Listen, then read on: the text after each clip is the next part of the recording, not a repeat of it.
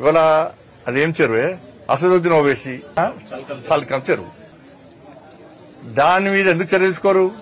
దానికి ఏం చేస్తారంటే ఒక ఆఫీసర్ అంటాడు నెక్స్ట్ అకాడమిక్ ఇయర్ లో యాక్షన్ తీసుకుంటారా. అబ్బా ఏం ఆప్షన్ చాలా బాగా ఇచ్చినావు, మొత్తం వాళ్ళ ఎగ్జామ్షన్ చాలా బాగా ఇచ్చినావు. దానిలో విద్యార్థులను ఆదుకోండి, దానిలో విద్యార్థులకు అన్యాయం చేసేటువంటి ప్రయత్నం చేయకండి. అంతకంటే టాప్ కాలేజీలో అడ్మిషన్ ఇప్పించండి, వాళ్ళకు ఏదో రకంగా వాళ్ళకి వెసులుబాటు కల్పించండి విద్యార్థులకు. కానీ దాన్ని ఎందుకు చర్య తీసుకోరు అంటే దానికేమో 1 year ఎగ్జామ్షన్ ఇస్తారు, మిగతా వాటం కూర్చేస్తా అంటారు. ఇది ద్వంద్వ విధానాలు. కొంచెమన్నా ఆలోచన ఉండాలి. చెయ్యేస్తే మీ సంగతి చెప్తానాడు, వాళ్ళ కాలేజీలో చెయ్యేస్తే మీ సంగతి చెప్తానాడు. మా అటువంటి అయితే గుంజుకొద్దు లోపలికి.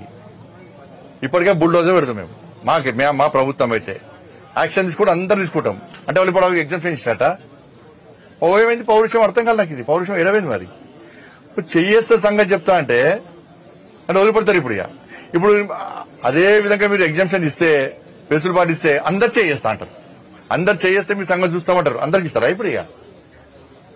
అంటే పాకిస్తాన్ అదేమన్నా బంగ్లాదేశ్ ఉంది. అది దానిలో విద్యార్థులకు న్యాయం చేయాలి. విద్యార్థులు అకాడమిక్ ఇయర్ వాళ్ళు నష్టపోవద్దు. కానీ భవనం సంగతి ఏంది?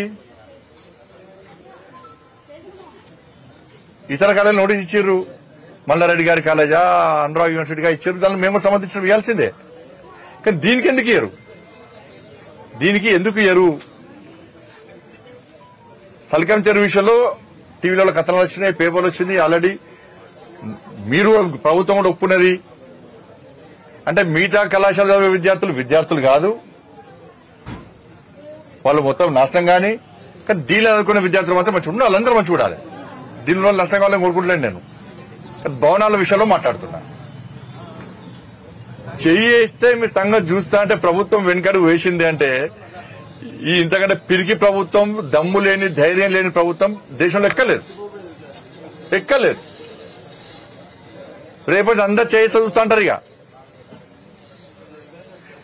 ఇప్పుడు ఏంటంటే ఈ హైడ్రా పేరుతో 6 గ్యారెంటీలు మర్చిపోయారు కదా. ఇది సేమ్ కేసీఆర్ దగ్గర శిక్షణ పొందిన పార్టీ ఇది. నాయకులు కూడా ఎప్పుడు ప్రజల నుంచి ఒక డిమాండ్, ఇప్పుడు రుణమాఫీ డిమాండ్ వస్తున్నది. ఏం చేస్తారు? మళ్ళీ హైడ్రా అన్నారు. ఇప్పుడు నెక్స్ట్ మళ్ళీ యువకులు రోడ్డు మీద ఆందోళన ఇస్తారు అనుకో, మళ్ళీ హైడ్రా లాంటిది ఇంకోటి తీసుకొస్తారు. చూడరు మీరు.